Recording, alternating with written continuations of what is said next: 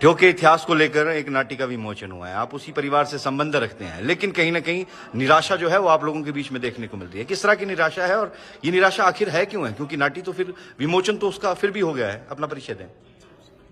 मैं देवकांत प्रकाश खाची हूँ और सरकारी कर्मचारी हूँ।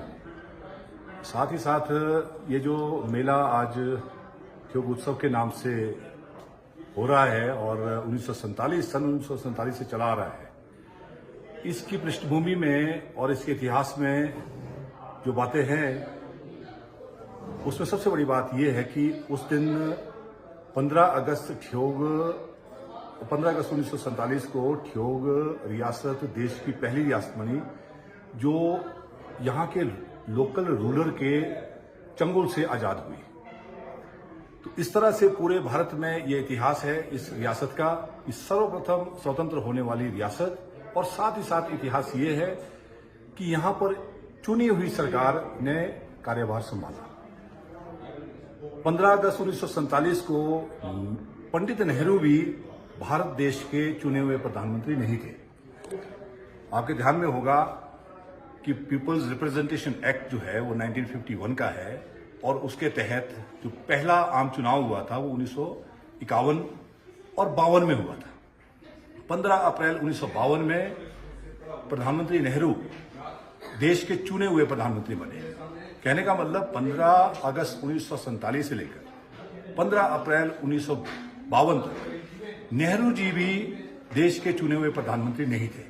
लेकिन ठियोग अपवाद है कि एक छोटी सी रियासत होने के बावजूद भी 15 अगस्त 1947 को आजाद भी हुआ और 15 अगस्त 1947 को ही यहां पर चुनी हुई जनता द्वारा चुनी हुई सरकार स्थापित हुई और उसका जश्न आम जनता के द्वारा मास स्केल पर 16 अगस्त 1947 को हुआ और वो इसी ग्राउंड में हुआ था जहां आज भी मेला होता है। तो अजय जी, सुरेश जी, ये यहां का इतिहास है और उसके निमित्त इस इतिहास से जुड़ी बहुत सारी भ्रांतियां समाज में थी। तरह तरह के विषय लोग चलाते थे। कई बार सोशल मीडिया में भी गलत जानकारी आई, प्रिंट मीडिया में भी गलत जानकारी आई, लोगों को कहते हुए भी गलत मैंने कई बार पाया। ऐसे कैसे मान सकते हैं कि जो डॉक्यूमेंट्री आपने दी है वो सही है? तो हमारी नाटी है। बिल्कुल सही प्रश्न है आपका प्रश्न बिल्कुल उचित है कि आप कैसे माने या आम समाज कैसे माने कि जो हम कह रहे हैं वो सत्य है। भाई साहब, एक व्यवस्था है, हम एक लोकतांत्रिक देश में एक व्यवस्था और विधान के अंतर्गत काम करते हैं। यहाँ संस्थाएं बनी है जो इतिहास को संकलित करती है, शोधित करती है और उससे जुड़ी जो सबसे बड़ी संस्था इतिहास को शोधित करने की है उसका नाम है Indian council of historical research. उसके तत्वावधान में हिमाचल के अंदर कुछ वर्ष पूर्व एक सेमिनार और कम वर्कशॉप ऑर्गेनाइज होती है। उसमें कुछ रिसर्च पेपर पढ़े जाते हैं। उसमें से एक रिसर्च पेपर ठियोग के इतिहास पर पढ़ा गया था और आपकी जानकारी के लिए बता दूं कि वो मेरी श्रीमती जी ने पढ़ा था। वो कॉलेज में इतिहास की ही प्राध्यापिका है। तो वो वहां पर ड्यूली वेरीफाई हुआ, अप्रूव हुआ और बहुत ही जल्दी वो पब्लिश होने वाला भी है।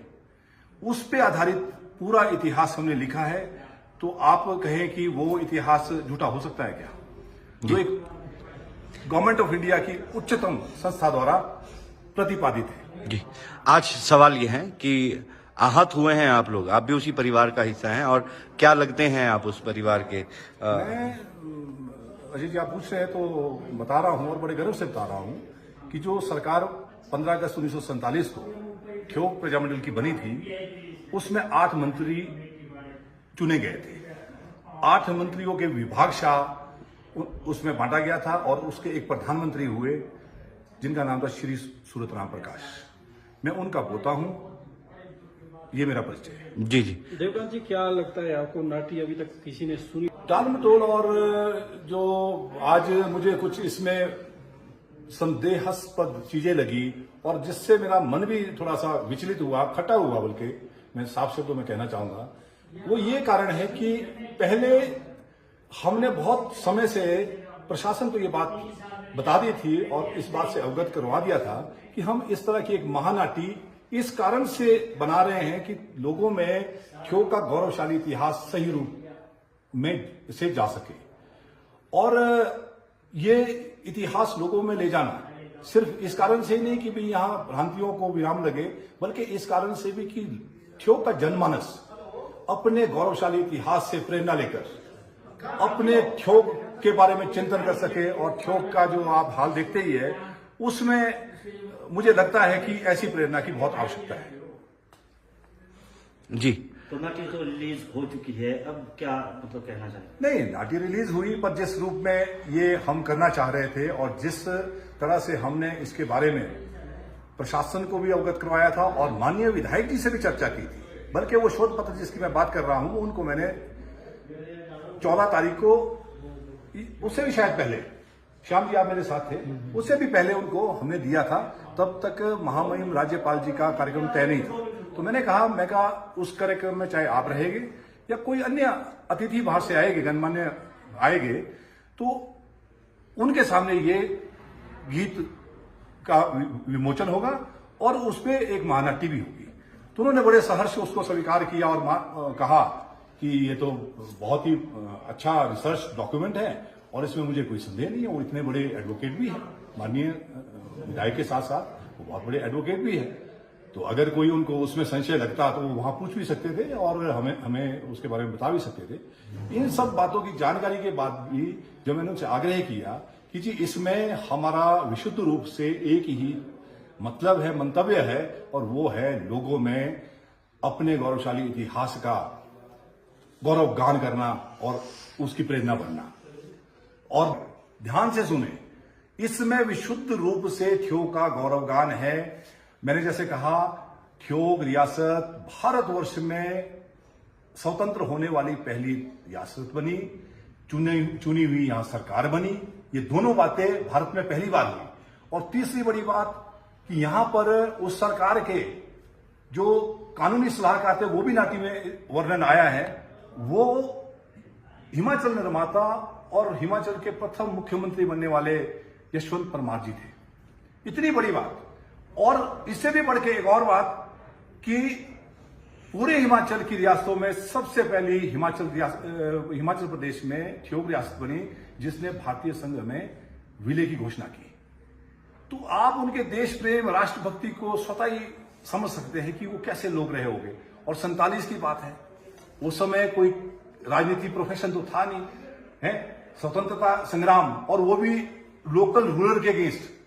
ठीक है जी, कोई मार काट जाता किसी को, कोई किसी के साथ अनहोनी घटना हो जाती तो कौन उसका रखवाला होता। मेरे रोंगटे खड़े हो जाते इस इतिहास में थोड़ा अवलोकन करने पर, या उस 47 के दृश्यों को थोड़ा सा मैं ऐसे विजुअलाइज करता हूं कि उस समय कैसा रहा होगा।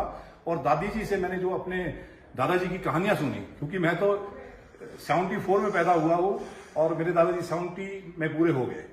तो मैं तो मतलब अभागा रहा कि उनके दर्शन भी मुझे प्राप्त नहीं हुए, लेकिन जो उनकी कहानियां मुझे प्राप्त हुई, सुनने मिली, और अन्य लोगों की भी जो और उनके साथ साथी थे या इस स्टेट के बाहर के भी जो साथी रहे, तो मैं सोचता हूं कि वो क्या राष्ट्रप्रेमी थे, क्या राष्ट्रभक्त थे, और क्या वो देश को देके गए। और हम इतने ओछे और निकम्मे और घटिया इंसान हैं कि उनकी गौरव गाथा को बयां करने में और लोगों के सामने लाने में भी रोड़े अटका रहे हैं।